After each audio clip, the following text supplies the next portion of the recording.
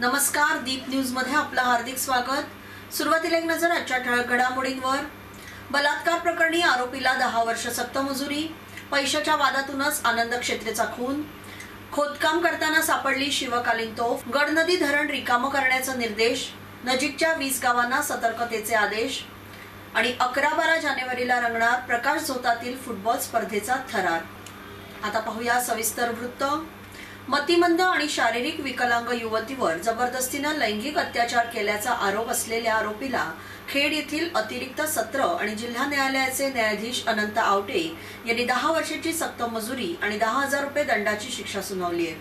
10 November 2014 रोजी ही घटना खेड तालुक्यातील शिवबुद्रुक मडीवाडी येथे घडली होती। मुराद इक्बाल मेटकर असं शिक्षा झालेल्या आरोपीचं नाव असून तो कोंडिवली मोहल्ल्यातील रहिवासी आहे। 10 नोव्हेंबर 2014 रोजी दुपारी 3च्या सुमारास आरोपी मुराद याने शिवमडीवाडी येथील मतिमंद आणि शारीरिकदृष्ट्या विकलांग असलेल्या युवतीवर जबरदस्तीने लैंगिक अत्याचार केले। यानंतर ती घरी गेली असता आरोपीने पुन्हा तिच्या घरात घुसून तिच्या मनास लज्जा उत्पन्न होईल असं वर्तन करत तिला गप्प राहण्यासाठी जीवे मारण्याची धमकी दिली। याबाबत युवतीच्या नातेवाईकांनी खेड पोलिसात तक्रार दाखल केल्यानुसार पोलिसांनी मुराद याच्या विरोधात गुन्हा दाखल करून त्याला अटक केली। न्यायप्रविष्ट झालेला हा खटला न्यायालयासमोर सुनावणीस आला असता सरकारी वकील सौ मेघना नलावडे यांनी तपासलेले साक्षीदार आणि अनुषंगाने केलेल्या युक्तिवाद ग्राह्य धरून अतिरिक्त सत्र आणि जिल्हा न्यायालयाचे न्यायाधीश अनंत आवटे यांनी आरोपी मुराद याला 10 वर्ष सक्तमजुरी आणि 10,000 रुपये दंडाची शिक्षा सुनावली आहे। सावकारी व्याजी पैशाचा व्यवहार करणाऱ्या आनंद क्षेत्री या तरुणाच्या खून प्रकरणी पोलिसांनी त्याच्या चुलत पुतण्याला अटक केली आहे। किरण मल्लिकार्जुन पंचकट्टी याने पैशाच्या वादातून आनंदचा खून केल्याचं पुढे आलंय। या वादातून काही दिवसांपूर्वी क्षेत्री कानाखाली लगावल्याचा राग आरोपीच्या मनात धुपसत होता। त्याचा बदला घेण्यासाठी किरणने गोळी झाडून आनंदला संपवल्याचं जिल्हा पोलीस अधीक्षक डॉक्टर प्रवीण मुंडे यांनी पत्रकार परिषदेत स्पष्ट केलंय। शहरालगतच्या उद्यमनगर MIDC येथील अल्ट्राटेक सिमेंट कंपनी समोरील रस्त्यावर आनंद बलभीम क्षेत्री या तरुणाचा डोक्यात बंदुकीची गोळी घालून खून करण्यात आला। रविवारी रात्री 10च्या सुमारास ही घटना घडली। तपासादरम्यान पोलिसांनी क्षेत्रीयाच्या सोबत राहणाऱ्या पंचकुट्टी यालाही ताब्यात घेतलं। त्याची कसून चौकशी केली असता त्याने खुनाची कबुली दिली। पोलिसांनी खुनासाठी वापरलेली बंदूक हस्तगत केली आहे। दरम्यान न्यायालयाने आरोपीला 7 दिवसांची पोलीस कोठडी सुनावली आहे। संगमेश्वर तालुक्यातील कळबुंशी गावात खोदकाम करत असताना शिवकालीन तोफ सापडली आहे। ही तोफ पाहण्यासाठी मोठी गर्दी होते। आमनाळेश्वर शंकराच्या मंदिराच्या बाजूने मातीचं खोदकाम आणि सपाटीकरण सुरू असताना केतकवणेवाडी येथे ही तोफ सापडली आहे। काळ्या रंगामध्ये अनेक धातूंचे मिश्रण असलेली 4 फूट लांब आणि अंदाजे 50 किलो वजनाची ही तोफ आहे। तसेच अंशामध्ये वळविण्यासाठी या तोफेला धातूचे कान आहेत। मंदिराजवळील जमिनीलगत खोदकाम करत असताना ग्रामस्थांना ही तोफ दिसून आली। त्यांनी प्रथम गाव प्रमुख, सरपंच, पोलीस पाटील यांना माहिती दिली। ही तोफ स्वच्छ करत मंदिरामध्ये ठेवण्यात आली आहे। पालकमंत्री रवींद्र वायकर यांनी संगमेश्वर तालुक्यातील गडनदी धरण प्रकल्पाच्या आपत्कालीन सेवाद्वाराच्या दुरुस्ती कामासाठी धरण रिकामे करण्याचे निर्देश दिलेत। या कामाला लवकरच प्रारंभ करण्यात येणार आहे। धरणालगतच्या गावातील तसेच आजूबाजूच्या गावातील ग्रामस्थांनी सतर्क राहावं असं आवाहन उपविभागीय अभियंता, गडनदी प्रकल्प अभियंता आणि संगमेश्वर तहसीलदार यांनी केलंय। रत्नागिरी जिल्ह्याचे पालकमंत्री रवींद्र वायकर यांनी 8 डिसेंबर 2018 रोजी गडनदी धरण क्षेत्राची पाहणी केली। यावेळी धरणाची सद्यस्थिती जाणून घेतली। यावेळी धरण दुरुस्ती करणे आवश्यक असल्याचं वायकर यांनी स्पष्ट करत आपत्कालीन सेवाद्वाराची दुरुस्ती करा अशा सूचना दिल्या। याप्रमाणे गडनदी धरण प्रकल्पाच्या अधिकारी वर्गाने सर्वे केला। त्याचप्रमाणे हे काम सुरू करण्यात येणार आहे। याकरिता सद्यस्थितीला धरणात असलेलं पाणी सोडण्यात येणार असल्याचा निर्णय घेण्यात आलाय। या कामासाठी धरण रिकामे करण्याबाबत निर्देश दिलेत।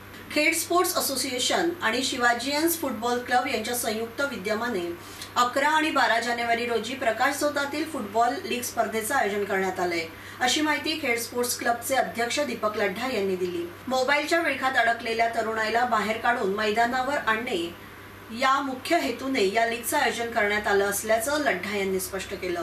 फुटबॉल या खेळाचा प्रचार आणि प्रसार हा देखील लीगचा उद्देश आहे। या स्पर्धेत नामवंत खेळाडू सहभागी होणार असल्याने ही लीग फुटबॉल प्रेमींसाठी पर्वणी ठरणार आहे। महाडनाका येथील गोळीबार मैदान येथे दिनांक 11 आणि 12 जानेवारी दरम्यान ही लीग स्पर्धा पाहावयास मिळणार आहे। रोटरी क्लब खेड आणि विश्वास स्टोअर्स खेडतर्फे आयोजित करण्यात आलेल्या तालुकास्तरीय चित्रकला स्पर्धा उत्साहात पार पडल्या। कैलासवासी महेश गोपीनाथ संसारे स्मृती चित्रकला स्पर्धा रविवार दिनांक 6 जानेवारी 2019 रोजी सकाळी 9 ते 11 या वेळेत rotary English medium school Khed येथे उत्साहपूर्ण वातावरणात पार पडल्या। गेली 14 वर्ष रोटरी क्लब खेड आणि विश्वास स्टोअर्स खेडतर्फे कैलासवासी महेश गोपीनाथ संसारे स्मृती चित्रकला स्पर्धा घेण्यात येत आहेत। यामध्ये यावर्षी सुमारे 600 ते 700 स्पर्धक सहभागी झाले होते। 5 गटामध्ये घेण्यात आलेल्या या स्पर्धेमध्ये खेड तालुक्यातील अनेक विद्यालयातील आणि महाविद्यालयातील विद्यार्थ्यांनी सहभाग घेऊन आपले चित्रकलेतील कलाकौशल्य सादर केले। यामध्ये प्रथम गट प्ले ग्रुप नर्सरी कासव, ज्युनियर सिनियर, दुसरा गट पहिली दुसरी डॉल्फिन, तिसरी चौथी निसर्ग चित्र, तिसरा गट 5वी ते 8वी निसर्ग माझा सखा, योगा, तना मनाला नवी उभारी, दांडिया नृत्य, चौथा गट इयत्ता 9वी ते 12वी एक थेंब पाण्याचा पाखरांसाठी, सोशल मीडिया गुन्हेगारीच्या जाळीत, स्वच्छ भारतासाठी मी काय करू शकतो आणि 5वा खुला गट शिक्षक आणि पालकांसाठी पोस्टर मेकिंग, प्लास्टिकला करा हद्दपार, कचरा, मोबाईल आणि संगणकाचा आणि नागरिकांच्या जीवाशी खेळ असे विषय देण्यात आले होते। रोटरी क्लब खेडचे अध्यक्ष विश्वास सोमण, बिपिनदादा पाटणे, डॉक्टर अनिल जोशी, डॉक्टर उपेंद्र तलाठी, डॉक्टर अजित भोसले, जोगेश साडविलकर, संदीप नायकवडी, शेखर तलाठी, पराग चिखले, विश्वास सोमण, लक्ष्मीकांत पटेल, राजेंद्र बारटक्के, उमेश संसारे, संतोष गिल्डा, अभय तलाठी, निरंजन दळी, संतोष पाटणे, संकेत बुटाला, वरुण मोदी, मयुरेश पेठे, आदित्य गांधी, सचिन करवा, वैभव जैन, राजेंद्र फडणीस, मिलिंद जाडकर, डॉक्टर रियाज मुल्ला, मंदार संसारे इत्यादी मान्यवरांनी सर्व स्पर्धकांना शुभेच्छा दिल्या। कार्यक्रमाचं सूत्रसंचालन योगेश वीर यांनी केलं। प्रयत्ने वाळूचे कणरगडीता तेलही गळे या उक्तीची प्रचिती सिद्धेश सूर्यकांत सागवेकर या 24 वर्षीय तरुणाने वेगळ्या वळणावरील प्रयोगातून घडवली आहे। राजापूर तालुक्यातील खरवते येथील सिद्धेश याने पारंपरिक शेतीला फाटा देत महाबळेश्वर सारख्या थंड हवेच्या ठिकाणी होणारी स्ट्रॉबेरी कोकणच्या लाल मातीत पिकवण्याची किमया केली आहे। प्रायोगिक तत्वावर केलेला हा प्रयोग यशस्वी झाला असून 1.5 महिन्यांपूर्वी लावलेल्या रोपांना आता लाल भगव्या स्ट्रॉबेरी लटकू लागल्या आहेत। चिपळूणसह खेर्डी परिसरात सोमवारी दिवसाढवळ्या तब्बल 5 घरफोड्या झाल्याने नागरिकांमध्ये खळबळ उडाली आहे। यातील एका फ्लॅटमधून 30,000 रोख तर दुसऱ्या एका फ्लॅटमधून 5.5 तोळ्यांचे दागिने आणि 7,000 रुपये रोख असा सुमारे 2 लाखांचा ऐवज चोरट्यांनी लंपास केला। अन्य 3 फ्लॅटही चोरट्यांनी फोडले, मात्र कोणत्या वस्तू चोरीस गेल्या हे समजू शकले नाही। याबाबत पोलिसांकडून मिळालेल्या माहितीनुसार शहरातील रॉयल नगर येथील शशिकांत अर्जुन शिंदे हे दुपारी 12च्या सुमारास पत्नीसह बाजारपेठेत गेले होते।